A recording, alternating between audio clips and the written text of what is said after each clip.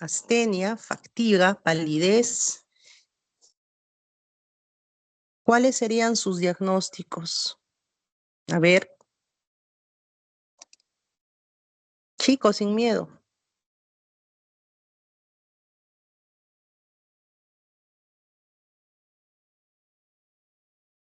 Si hacemos unidad clínica, miren, es una paciente que tiene palidez, probablemente pueda tener un tipo de anemia, tiene edemas, ¿no? O sea, para empezar, un síndrome edematoso.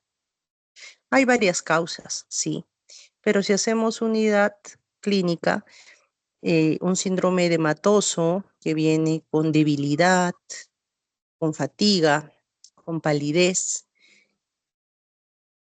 ¿no se les ocurre que puede tener algún problema del riñón?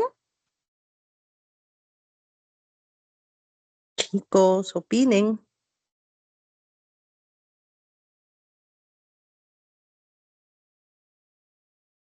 Bueno, en presunciones diagnósticas, la primera sería un síndrome edematoso, 2 puntos, descartar falla renal, ¿no? Segunda pregunta, ¿qué exámenes de apoyo diagnóstico le solicitaría y por qué? Si yo tengo en mente que este edema y esta palidez marcada puede ser por una enfermedad del riñón que podría ser crónica, ¿no? Debido a la hipertensión y a la diabetes de larga data con mal control, ¿qué exámenes de apoyo le pido yo para confirmar mi diagnóstico, ¿no? ¿Y por qué? ¿Para qué me sería útil cada prueba? De eso se trata la clase de hoy, de que al finalizar ustedes tengan los conceptos básicos de qué pruebas y qué signos clínicos me sirven para estudiar enfermedades del riñón. Entonces, a ver, ¿qué exámenes le pediría?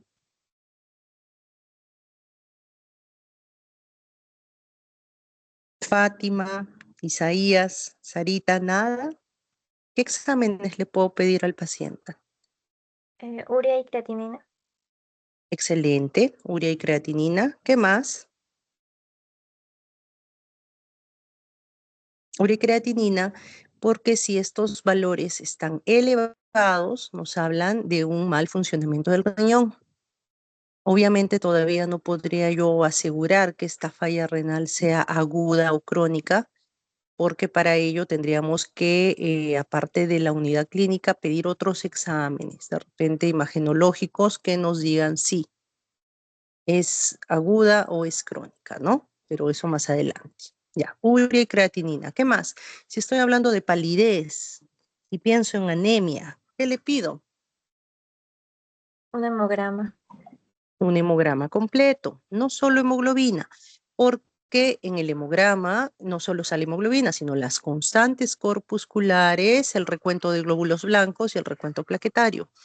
Y si fuera anemia, para mí o para este paciente es importante saber cómo están las constantes corpusculares, porque recuerden que la enfermedad renal crónica da un tipo de anemia, que es la anemia de los trastornos crónicos, que es una anemia de tipo normocítica, normocrómica. Si yo en el hemograma encuentro glóbulos rojos de tamaño adecuado, con buena concentración de hemoglobina corpuscular, pues diría sí, esta anemia es de los trastornos crónicos y se puede deber a la enfermedad renal de fondo, ¿no?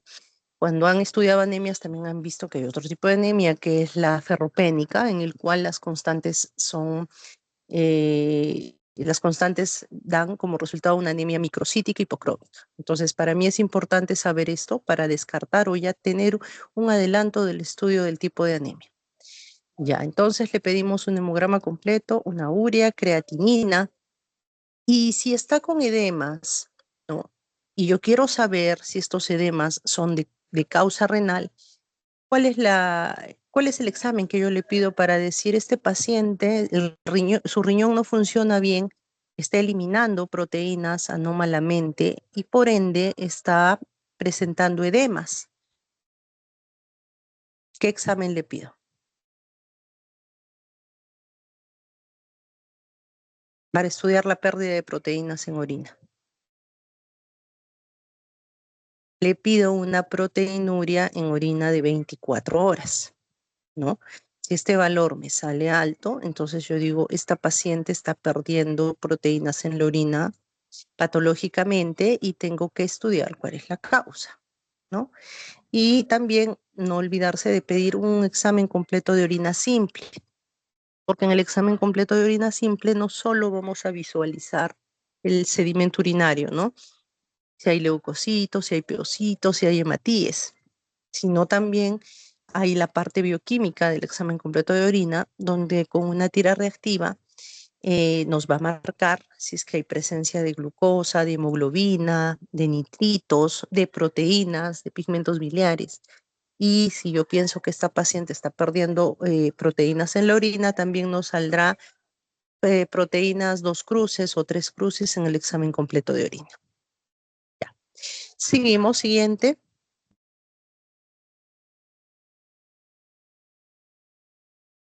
Entonces, en los exámenes de laboratorio encontrados en esta paciente se encontró una hemoglobina de 7.5, una anemia, una creatinina de 2.8, una urea de 175, una proteinuria de 2.5 gramos en 24 horas, un potasio de 6.2 y en un AGA se encontró un pH de 7.28,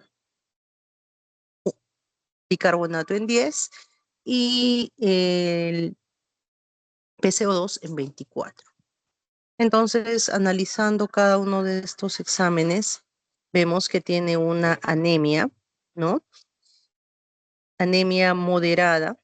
Severa es cuando encontramos menor a 7 la hemoglobina. Y aquí no está el dato, ¿no?, de las constantes, pero asumimos que están dentro del valor normal y que es una anemia normocítica normocrómica. Entonces, nuestra primera opción, ¿no?, de a qué se debe esta anemia es por un déficit de eritropoyetina. Entonces, al pensar en ello, ya estamos teniendo en mente que esta paciente puede tener ya una enfermedad renal crónica, ¿no? Y que por ende el riñón ya no tiene la estructura ni la función adecuada como para poder sintetizar esta hormona. Siguiente. Ahora en la proteinuria de 24 horas nos sale 2.5 gramos. No encuadra en un síndrome nefrótico. Para que fuera síndrome nefrótico tendría que ser mayor a 3.5 gramos la pérdida. Como es menor, es una proteinuria significativa, ya que podría deberse esta proteinuria al daño glomerular producido por la nefropatía diabética, ¿no? Ustedes saben que la diabetes mellitus tiene complicaciones tardías y la manifestación de la complicación a nivel renal es la nefropatía diabética, que se caracteriza precisamente por la pérdida errónea, ¿no?, equivocada de proteínas, ¿no? Hay una lesión a nivel de la barrera de filtración glomerular por una diabetes mal controlada y por ende se pierden proteínas. Siguiente. Según el resultado del AGA, encontramos que hay un trastorno ácido-base, ¿no? Vemos que hay una acidosis metabólica y un trastorno hidroelectrolítico, ¿no? Una hipercalemia. Es una acidosis metabólica compensada. Ya en práctica vamos a repasar, ¿no?, cómo hacemos para ver si esta acidosis está compensada o no. Y finalmente, teniendo en cuenta el valor de creatinina, podemos hallar su tasa de filtración glomerular.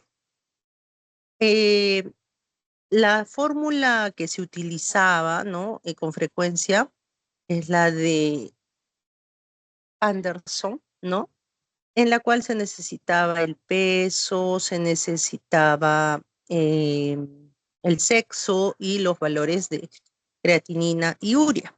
Pero también se utilizan algunas fórmulas en las que solo utilizamos el sexo del paciente, la edad y el valor de creatinina.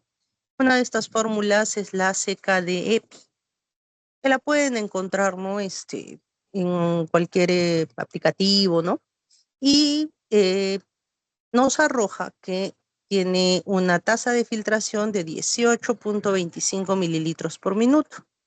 Entonces, si ya estamos pensando en cronicidad con esa tasa de filtración, la paciente tendría como diagnóstico una enfermedad renal crónica estadio 4. Entonces, en este ejemplo, más o menos está sintetizado los pasos a seguir, los exámenes que habría que solicitarle, los exámenes básicos, y con los resultados más o menos estamos asociando el resultado con cuál es el compromiso que provoca esta alteración, ¿no? En los resultados. Siguiente. Entonces empezamos, bueno, la clase, ¿no? Los riñones son dos órganos esenciales que participan en múltiples funciones vitales, ¿no? Entre ellas, las más importantes son la filtración de desechos y toxinas, la regulación del equilibrio hidroelectrolítico, el control de la presión arterial, la producción de hormonas como eritropoyetina, renina, calcitriol, y una buena función renal es fundamental para mantener la homeostasis corporal. Si hay algún trastorno del medio interno que haga que, digamos, que la homeostasis no sea la adecuada, va a repercutir clínicamente, ¿no? Principalmente en estados de hipotensión o hipertensión. En el caso de una enfermedad renal crónica, por la acumulación de toxinas, sobre todo de urea, el paciente puede tener trastornos del sensorio, gastropatía urémica, ¿no? Por la intoxicación por urea, entre otros, ¿no? Siguiente. Vamos a empezar con la anatomía macroscópica del riñón. Como les dije, la ubicación de los riñones es retroperitoneal, a ambos lados de la columna. Las partes del riñón van a ser la corteza, la médula y la pelvis renal. La corteza es una zona granulosa en la cual van a encontrarse los glomérulos, ¿no? Y cierta porción del túbulo renal, generalmente el túbulo contorneado proximal. En la médula generalmente está la mayor parte del túbulo colector renal. Está el túbulo colector, el asa de Henle, ¿no? ¿Y qué es la pelvis renal? La pelvis renal es el lugar donde se colecciona la orina, ¿no? A través de la cual esta va a eliminarse por el uréter hacia la vejiga, ¿no? En cuanto a la irrigación del riñón, ¿no? Todo riñón está formado por una arteria renal y una vena renal. La arteria renal, que viene de la aorta abdominal, va a ingresar al riñón, se va a subdividir en una rama anterior, en una rama posterior, a su vez se va a subdividir en arterias segmentarias y arterias interlobares. Son estos capilares, ¿no? Que son los capilares interlobares, los que van a formar el penacho de vasos sanguíneos que van a formar el glomérulo renal. Finalmente, una vez de que sale la arteriola eferente de la nefrona, como vamos a ver más adelante, esta arteriola eferente va a terminar desembocando en la vena renal, que es el que va a regresar a la circulación sanguínea con todas las sustancias ¿no? que reabsorbió en todo el proceso de filtración, ¿no? Que se van a mantener en la sangre y que van a regresar por la vena hacia la circulación sistémica, ¿no? Siguiente. Entonces, algo que es muy importante y que deben fijar es que la unidad funcional del riñón es la nefrona. Es pregunta también. ¿Y qué es la nefrona? La nefrona va a ser la estructura anatómicamente funcional del riñón que va a estar formada por el glomérulo y por el túbulo renal. El glomérulo, lo vamos a ver más adelante, es una estructura que está conformada por vasos sanguíneos, ¿no? Que tienen una estructura característica, se van a formar como un penacho y finalmente van a desembocar en la vena renal. a través de la arteriola eferente. Pero también está formado no solo por vasos sanguíneos, la nefrona, sino también por los túbulos, ¿no? Todas las partes o secciones del túbulo renal, como son el túbulo contorneado distal, el asa de Henle, asa ascendente, asa descendente, el túbulo contorneado distal, el proximal y el túbulo colector. Entonces, todas esas partes son las que forman el túbulo renal, ¿no?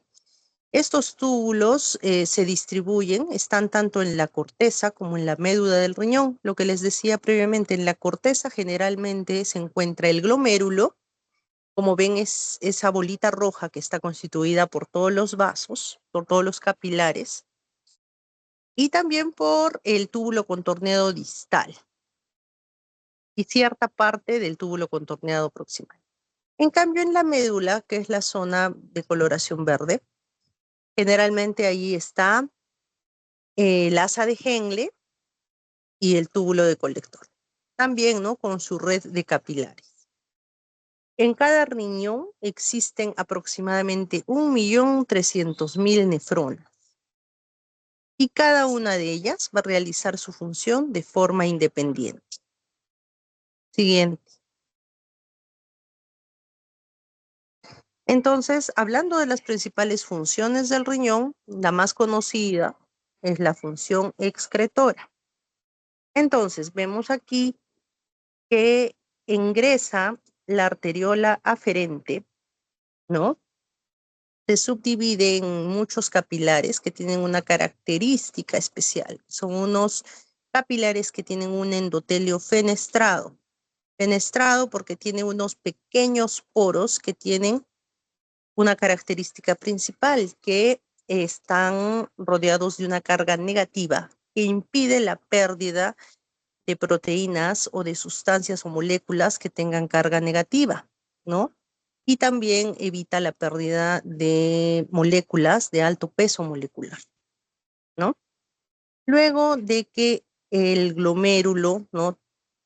termina, o donde desembocan los capilares que ya irrigaron a todo el glomérulo, desemboca en la arteriola eferente, como se ve en la gráfica derecha. Y esa arteriola eferente finalmente termina en la vena renal. Entonces, aquí, primero viendo la grafiquita de la derecha, vemos que aparte en la estructura del glomérulo, aparte de los capilares, ¿no? Tenemos la cápsula de Bowman, ¿no? Que envuelve a todos estos capilares, y el espacio de la cápsula de Bowman, que es donde se va a depositar todo lo que se filtre en un primer momento y al final todo lo que se excrete, ¿no? Porque, ¿cuáles son los pasos de esta función excretora? Como está en el gráfico izquierdo, la excreción va a ser el resultado de la filtración menos la reabsorción más la secreción. Entonces, en un primer momento, en el glomérulo va a suceder la filtración. Se van a filtrar el agua y todas las moléculas y sustancias tóxicas que no tengan alto peso molecular y que sean de carga positiva. Sin embargo, va a haber un segundo momento en el cual, a través de los capilares peritubulares, se va a reabsorber algunas sustancias que el cuerpo necesita. Y, por ejemplo, digamos que es un paciente que está deshidratado, ¿no? Que tiene hipovolemia, entonces el cuerpo necesita más líquido. Entonces, en este paso, se reabsorberá agua, se reabsorberá sodio, ¿no? Como para compensar estas pérdidas, ¿no? De repente el paciente está con mucha diarrea, entonces hay que reabsorber más agua y que reabsorber más sodio. Y finalmente el tercer paso es la secreción, que también a través de los capilares peritubulares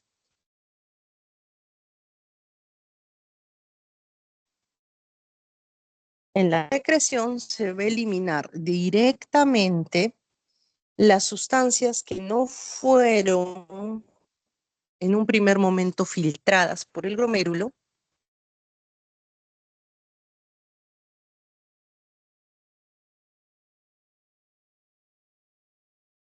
por secreción. Finalmente, todo lo que queda, ¿no?, va a ser eliminado, ¿no? Va a ser lo que va a ser excretado, ¿no?, hacia la pelvis renal para su eliminación por el uréter, ¿no? Y como ven en la grafiquita, a través de la sangre, a través de la arteriola eferente, ¿no?, va a desembocar en la vena renal y todo lo que ya fue filtrado, reabsorbido y secretado, ¿no?, lo que queda en sangre va a pasar por la vena renal a la circulación sistémica.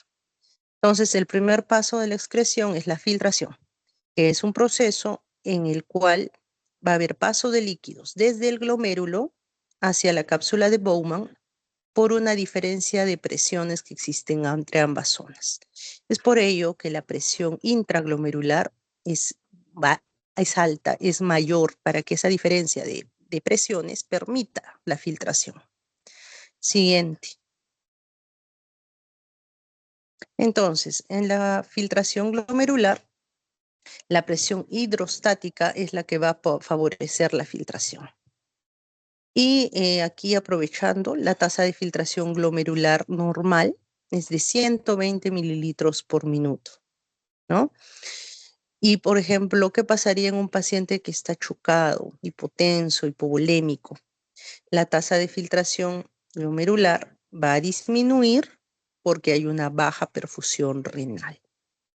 En el grafiquito podemos ver más la estructura del glomérulo, ¿no?, a nivel eh, microscópico, ¿no?, microscopía electrónica, en la cual es importante que ustedes vean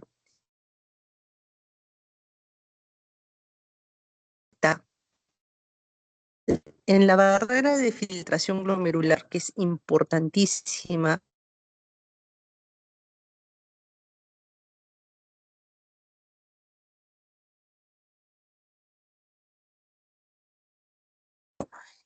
Esta barrera evita eso. Entonces, esta barrera está conformada por la membrana basal glomerular, que es la parte celestita, por el endotelio, por las células endoteliales, que es un endotelio fenestrado. Ven ahí que entre cada célula hay como unos pequeñas hendiduras o pequeños poros, ¿no? Esos son los poros capilares que forman el endotelio fenestrado. Y también está formada por los podocitos. ¿Cuáles son los podocitos? Esas células que ven ustedes como piecitos o como cerritos de color morado son los podocitos. Entonces, todas estas tres estructuras son las que forman la barrera de filtración glomerular, que van a impedir la pérdida de sustancias que el cuerpo necesita para que funcione con normalidad. Cuando hay alguna mutación o alguna lesión en cualquiera de estas tres estructuras que forman la barrera de filtración, es que van a aparecer los problemas renales. Y la primera manifestación va a ser ¿cuál? La pérdida de proteínas en orina, porque normalmente nosotros no perdemos proteínas en la orina. Entonces, cuando hay un daño en cualquiera de estas tres estructuras que forman la barrera, va a presentarse la proteinuria elevada, ¿ya? Siguiente. Ahora, continuando. Entonces, queda claro que la filtración se debe por un aumento, ¿no?, de la presión, ¿no?, hidrostática a nivel del capilar, y esa diferencia de presiones así que se filtren las sustancias y el agua hacia la cápsula de Bowman, ¿no?, desde el glomérulo hasta la cápsula de Bowman. Luego está la reabsorción, ¿no?, en la cual, digamos que se eliminó agua, se eliminó glucosa, se eliminó sodio, pero una vez que estamos en el túbulo contorneado proximal y el organismo siente que necesita estas sustancias, después estas son reabsorbidas a este nivel. Y esto es muy importante. La principal zona del túbulo renal donde se va a reabsorber sodio, glucosa y agua es el túbulo contorneado proximal. En el asa de Henle, ¿qué va a suceder? Se va a reabsorber agua en la rama descendente y se va a reabsorber cloruro de sodio en la rama ascendente. Y es importante porque esto va a permitir una concentración urinaria adecuada. Y finalmente, en la parte final de este túbulo renal, que es el túbulo contorneado distal y el túbulo colector, va a producirse más que todo la regulación hormonal. En el túbulo colector es donde va a actuar la hormona antidiurética, reabsorbiendo agua, como vamos a ver más adelante. Siguiente. Y bueno, la última etapa, que es la secreción tubular, que les dije que es el mecanismo por el cual desde los capilares peritubulares se elimina directamente hacia el espacio de Bowman sustancias nocivas para el organismo. ¿Y cuáles son? Los hidrogeniones, ¿no es cierto? ¿Para qué? Para regular el pH sanguíneo. También se secreta potasio, amonio, creatinina, fármacos y algunas toxinas. Esta secreción tubular se va a dar más que todo en el túbulo contorneado distal y en el colector. Para que se dé esta secreción tubular intervienen transportadores activos, ¿no? Como la bomba de sodio, potasio, ATPasa.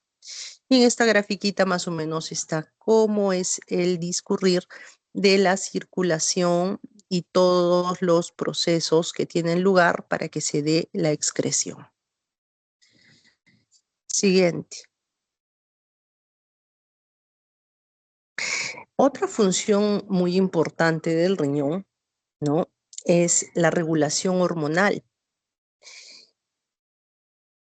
que es importante para mantener la homeostasis, ¿no? Y en el caso de regulación del equilibrio hidroelectrolítico, es importante el papel que tiene la hormona antidiurética, ¿no?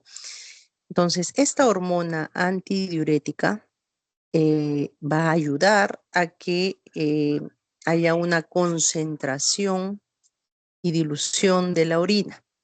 Como lo dice su nombre, la hormona antidiurética va a retener agua. Al retener agua, la orina sería concentrada, ¿no? Por eso dice ahí, la antidiurética aumenta la permeabilidad al agua, entonces va a reabsorber más agua, ¿no? Y por ende, la orina va a estar más concentrada, puesto que va a ser una orina que va a tener menos cantidad de líquido, entonces va a ser más concentrada. La densidad de esta orina sería mayor. Y ¿dónde se va a producir esta reabsorción de agua? ¿Dónde va a tener efecto la hormona antidiurética? ¿No? Por un mecanismo de contracorriente, esto se va a dar en el asa de Henle, ¿no?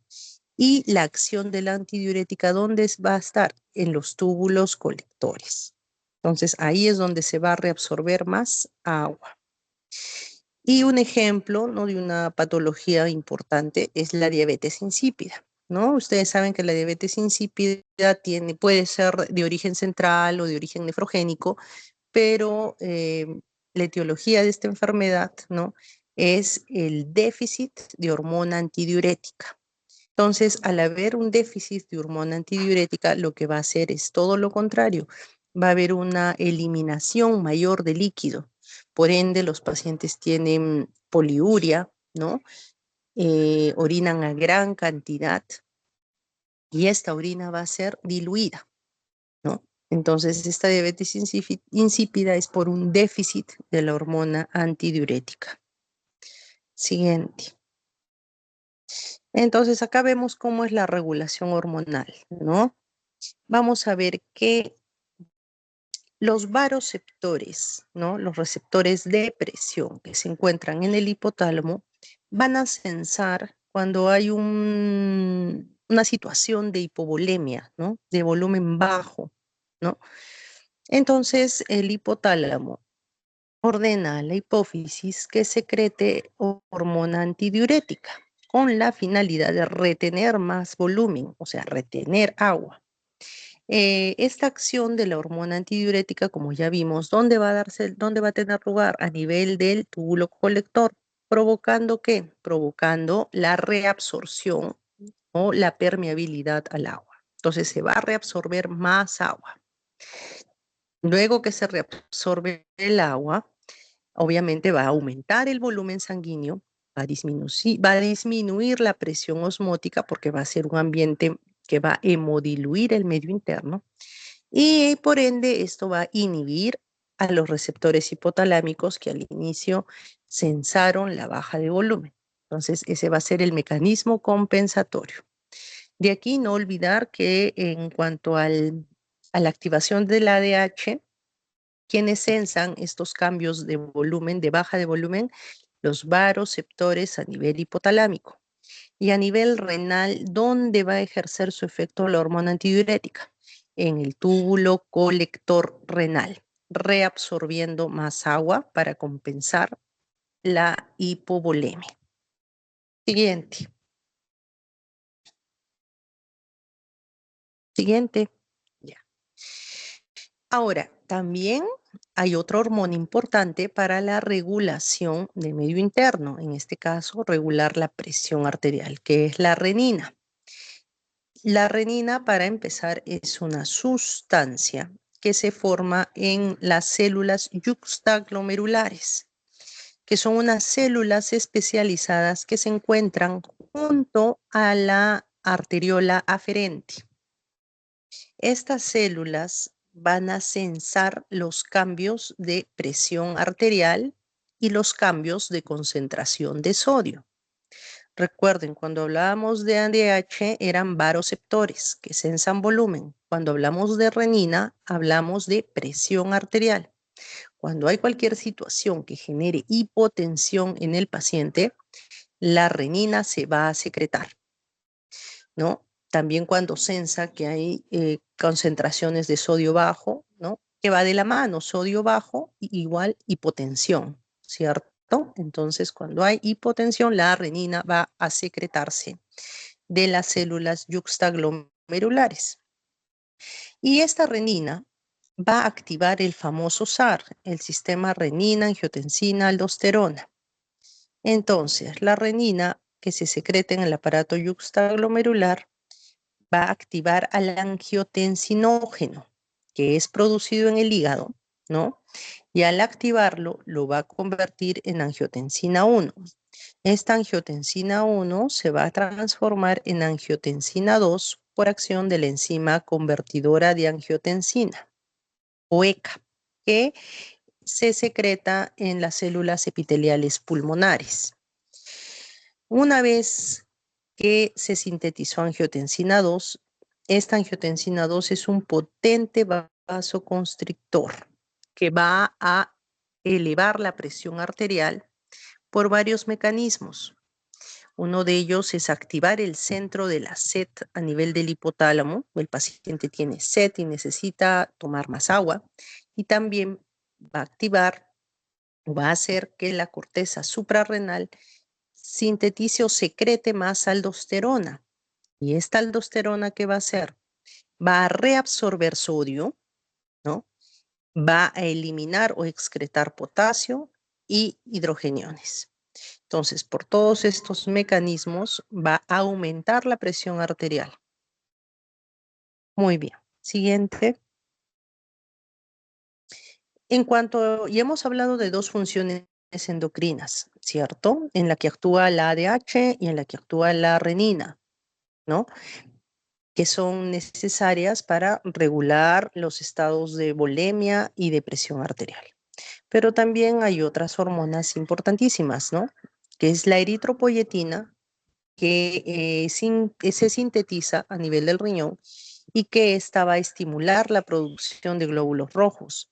Entonces, si hay un déficit de esta, el paciente va a tener anemia. ¿no?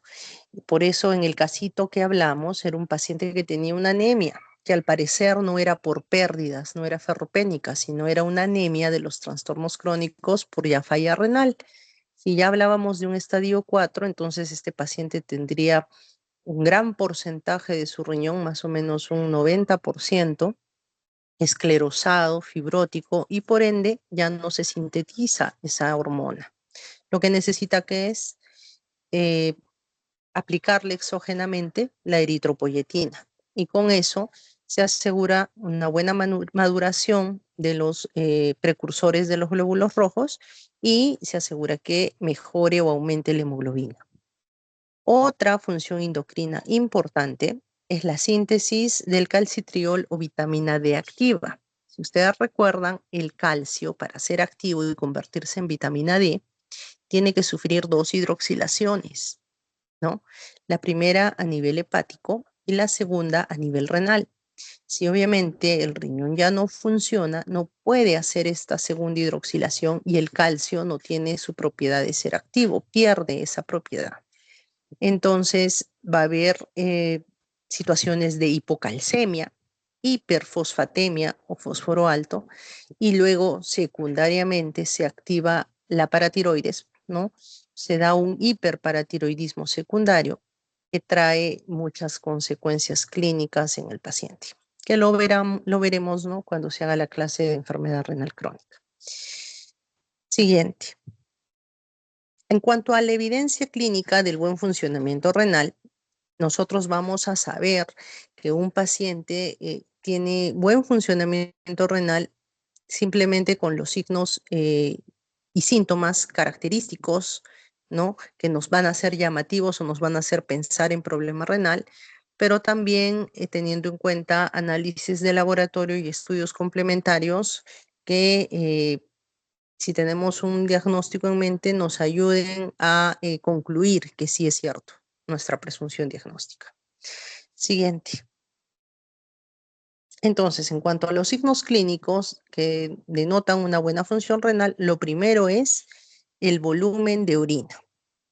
Normalmente nosotros debemos orinar entre 0.5 a 1 mililitro por kilo de peso por hora. Si, por ejemplo, yo peso 70 kilos, yo debería orinar 70 mililitros en una hora. Es lo normal. Y en 24 horas, pues tendría que orinar más o menos 1800 cc. Por eso, de acuerdo al peso, lo normal es entre 800 a 2 litros al día. Recuerden, siempre y sobre todo en pacientes hospitalizados y en unidades intermedios, tienes que saber cuánto es lo normal que él debería orinar con la formulita que les he dicho, ¿no? De 0,5 a 1 mililitro por kilo de peso por hora. Es lo normal que debemos orinar. Cuando el volumen urinario es menor a 500, hablamos de oliguria. Y cuando el volumen urinario en 24 horas es menor a 100 mililitros, ya hablamos de anuria, ¿no? Otra cosa importante que debemos valorar para saber si el paciente tiene una buena función renal es la ausencia de edema. O sea, no debe haber edemas. La presencia de edemas nos hace pensar en que hay alguna patología renal de fondo. Luego, la presión arterial. Para hablar de que tiene buena función renal, un paciente tiene que tener una presión arterial normal. Ya saben que lo normal es una sistólica menos de 140 y una diastólica menor de 80. Sus valores séricos de electrolitos deben estar dentro de rangos normales, ¿no? La hidratación debe ser adecuada y debe haber ausencia de signos de uremia, ¿no? ¿Cuáles son los signos de uremia? El aliento urémico, náuseas, prurito, alteraciones del sensorio. Si encontramos alguno de estos signos, pues ya estaríamos pensando en que el paciente no tiene una buena función renal. Siguiente. En cuanto a los exámenes de laboratorio, en el perfil renal, pues a la cabeza está la creatinina. Su valor normal va a ser de 0,6 a 1,2 miligramos por decilitro. Y cuando hay niveles que están más altos, nos hace pensar en que hay un mal funcionamiento del riñón.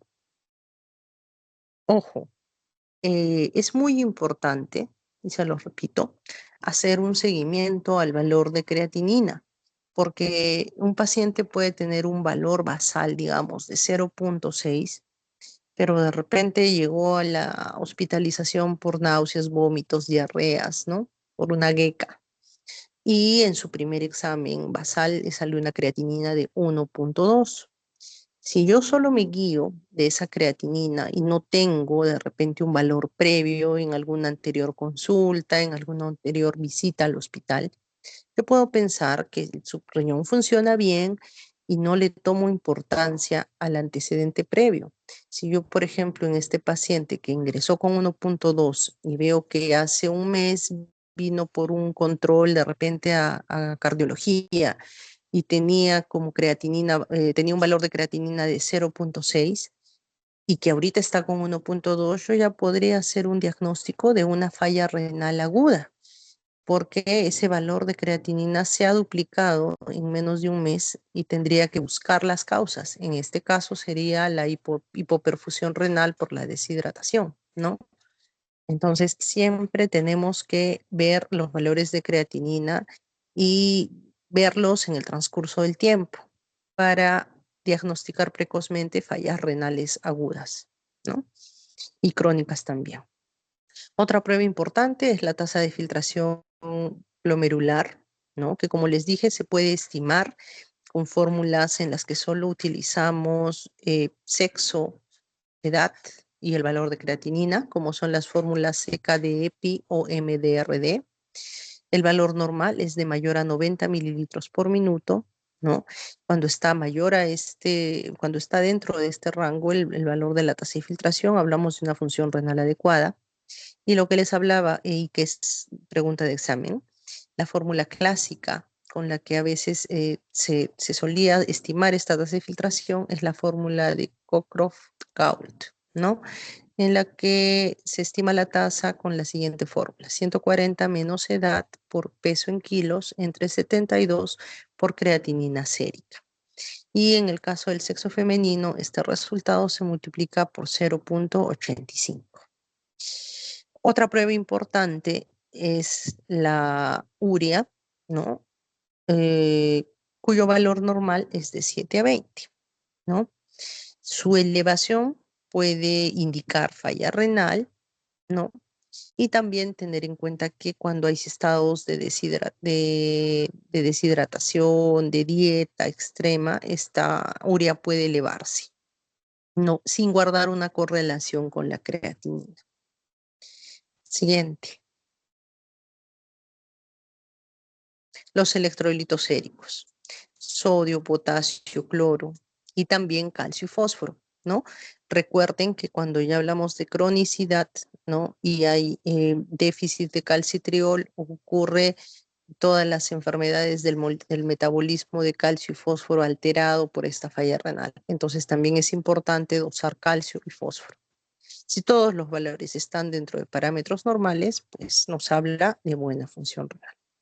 El examen completo de orina: saber cómo está la densidad urinaria, ¿no? Una densidad urinaria entre 1,005 y 1,030 nos habla de una buena capacidad de concentración renal. O sea, que los túbulos renales están haciendo bien su función y ese riñón está indemne. También en el examen completo de orina, en el cual haya buen funcionamiento renal, no debe haber en la tira reactiva presencia de proteínas, no debe haber sangre ni leucocitos, mucho menos cilindros. Si encontramos alguno de ellos presentes, ya nos alerta de que algo está fallando en el riñón. Proteinuria y albuminuria, ¿no? En el caso de proteinuria, el valor normal es menos de 150 miligramos en 24 horas. Cuando la proteinuria es mayor a este valor, ya hablamos de un probable daño renal y el paciente hay que estudiarlo y seguirlo, ¿no? La albúmina o albuminuria, la albúmina en orina o albuminuria o microalbuminuria también se dosa, no en la orina de 24 horas, sino en una simple toma de orina, ¿no? Y cuando el cociente es menor a 30, el riñón está sano. Pero cuando esta microalbuminuria es mayor a 30, ya hablamos de algún problema renal. Siguiente. Aquí en este cuadrito vemos el parámetro, el valor normal y la interpretación. Una creatinina sérica dentro de 0,6 y 1 refleja buena función glomerular.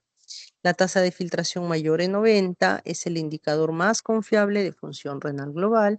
Una urea entre 7 y 20 es lo correcto y elevaciones pueden indicar disfunción renal. Cuando los electrolitos están dentro de los valores normales, hablamos de una buena función tubular renal. Y cuando hay una pérdida de proteínas, ¿no? Cuando, mejor dicho, no hay pérdida de proteínas, o sea, la proteinuria es menor a 150 miligramos en 24 horas o la microalbuminuria es menor a 30, nos habla de una integridad de la barrera de filtración glomerular. O sea, ese glomérulo y su barrera de filtración están funcionando de forma correcta. Siguiente. Asimismo, se hacen estudios complementarios si tenemos alguna duda, ¿no? El más importante es la ecografía renal, ¿no? Que nos va a permitir saber cómo es el tamaño, la forma y la ecogenicidad del riñón. En la imagen se puede ver claramente que hay como un halo oscurito y en el medio hay una zona hiperrefringente, ¿no? La parte más oscurita es la corteza y la hiperrefringente es la médula, donde está el seno renal y donde están todas las papilas renales y el seno renal es donde se deposita la orina.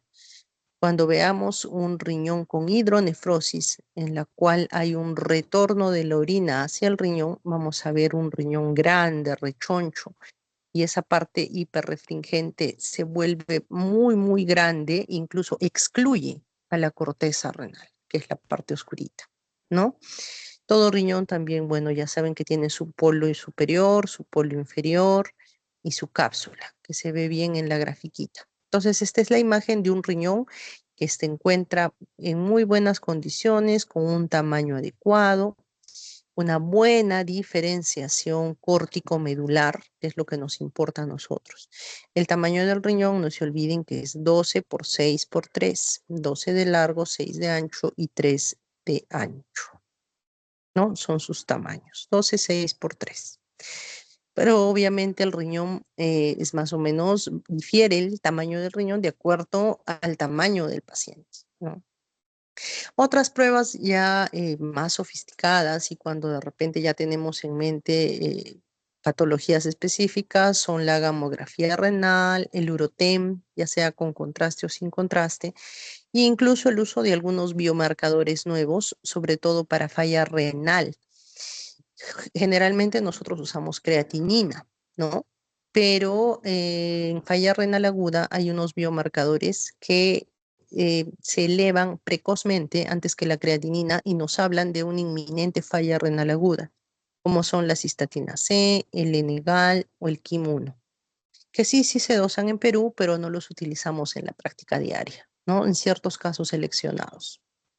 Siguiente.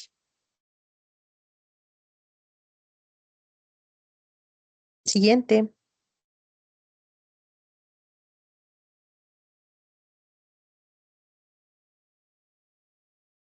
Siguiente, por favor. Ya. Finalmente aquí les muestro, ¿no?, las 5 reglas de oro para una buena función renal. Hidratación adecuada, una dieta equilibrada, baja en sal y proteínas en exceso, ¿no? Evitar mucho consumo de proteínas, evitar nefrotóxicos, AINES, contrastes, fármacos, el control de enfermedades crónicas, diabetes, hipertensión y no fumar. Entonces, esos factores van a ayudar a tener una buena función del riñón. Siguiente. Vamos a hacer un test de cierre. ¿Ya? A ver, ¿quién me dice? ¿Cuál es la unidad funcional del riñón?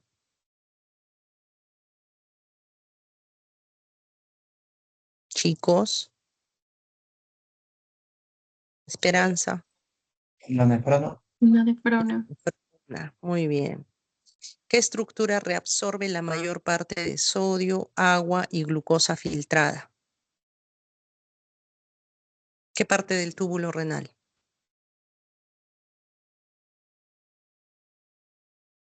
El túbulo proximal. Contorneado Torneado proximal. proximal. Muy bien. ¿Qué hormona aumenta la reabsorción de agua en el túbulo colector? La ADH. La ADH. Muy bien. ¿Cuál es el principal estímulo para la liberación de la renina?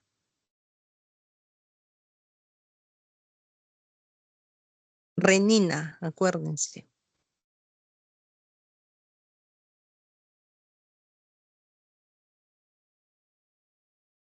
Hipotensión. Acuérdense, hipotensión. ¿Ya? 5. ¿Qué estudio es útil para evaluar el tamaño renal y descartar obstrucción? Facilito. La ecografía. La ecografía renal. De cabeza. No nos adelantemos, pienso en patología renal y ya le estoy pidiendo un urotem. No, empezamos por una ecografía. Y finalmente, ¿cuáles son las funciones endocrinas del riñón? A ver, ¿quién me dice?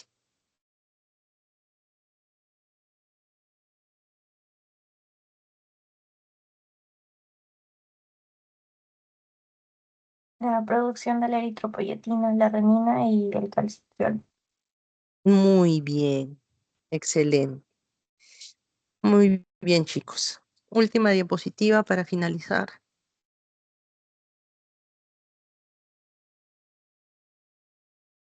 Entonces, los conceptos clave es que la función renal adecuada es vital para múltiples procesos fisiológicos.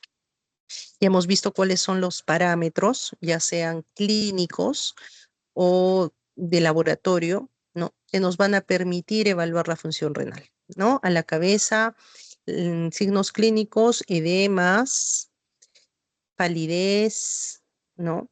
Orinas espumosas, creatinina, urea, electrolitos y proteinuria y un examen simple de orina. Son básicos para evaluar la función del riñón. Luego, importantísimo, un estilo de vida saludable va a ser clave para mantener nuestros riñones sanos y una evaluación periódica nos va a permitir prevenir el daño renal crónico.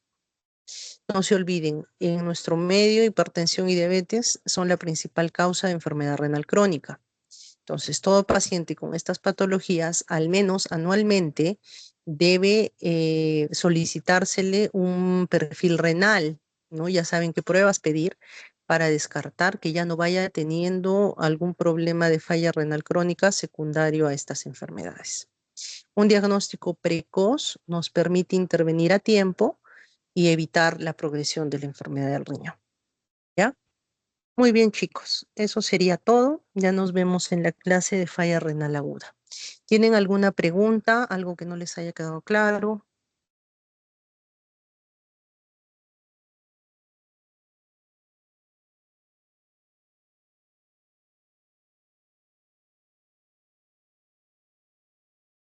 Ya, chicos. Suerte, estudien, que tengan linda tarde. Muchas Gracias, gracias, doctora. doctora. Gracias, doctora. Gracias,